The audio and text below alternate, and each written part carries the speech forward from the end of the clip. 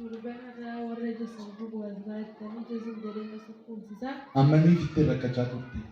Tureera narra kanaan dura naa kadhatamee dhugaa waliin nama fide. Dhugaa bahuudin naan deeme. Ishee. Achi eega torban irraatti hin argine galata naa galchaa. Gooftaaf galata galchinu. Ija deemaa ture. Ishee si guba moo gaafachi qaba. Ishee lammaffaan kanaan dura asitti guyyaa musii dhufeeni naa kadhatte zim jedhee lapheen offaamsa na uffaa. Omaan naan goggogaa kana zim jedhee lapheen offaamsa sun naa kadhattanii na fayyee. Eegasi bilisa. Bilisa eegasi. Haleluuyaa.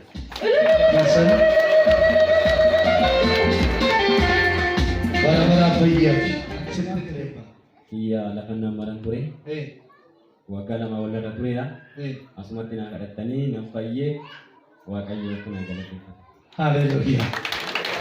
Waggaa lamaaf kanaan bakkoo lafa simma. Lafa nama. Gaafa lafti simma rokkam taate. Bakka gizeen gajjaru iyyuu achumaan kofi na godha gidduma malee gizeen daandii deemullee taa'ee na godha nan taa'ee gizeen bayyinadheen deema.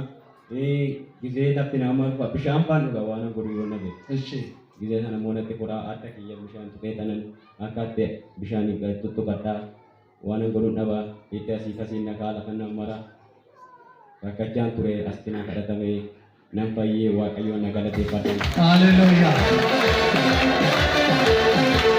Mee wanti gammadan galata fidaa.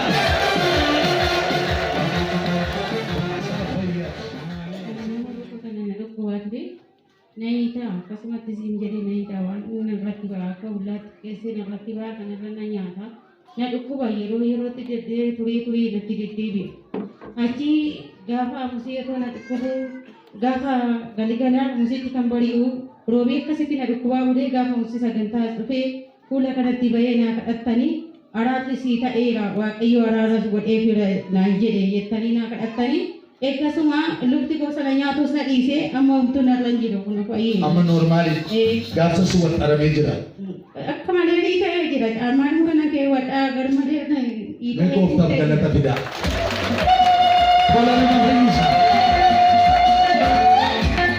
Bara baraan fayyaaf. Ameen. Sittin deebi'i. Ameen.